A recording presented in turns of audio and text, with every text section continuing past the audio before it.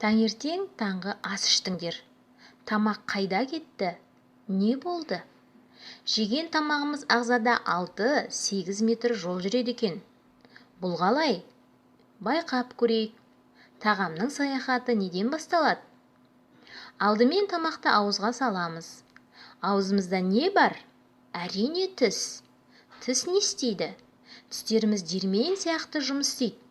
Олар ұсақтайды және тағамды шайнайды. Бұл өте маңызды жұмыс. Ауызда тамақ жақсылап шайналу қажет. Тіл және тамақты кемен ылғалдандырғаннан кейін жұтқыншаққа жылжытады. Тамақ жұтқыншақтан соң неге өтеді? Жұтқыншақтан өңешке өтеді. Өңеш арқылы тамақ асқазанға келеді. Асқазан сөл бөліп шығарады. Асқазаннан бөлінген сөл тағамға араласады. Содан кейін өте тығыз орналасқан ішектің ұзын жолы басталады. Ол мөлшері 8 метрге дейін созылады.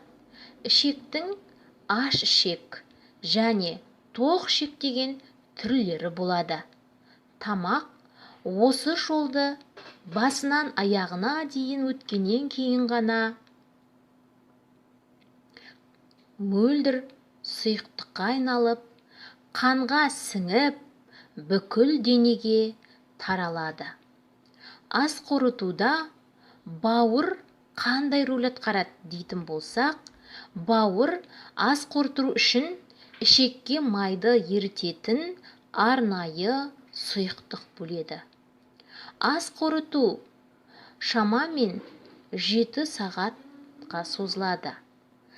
7 сағат бойы біздің ағзамыз тағамдардан қоректік заттарды өзіне сіңіреді. Ал қорытылмаған тамақ ағзадан шығарылады.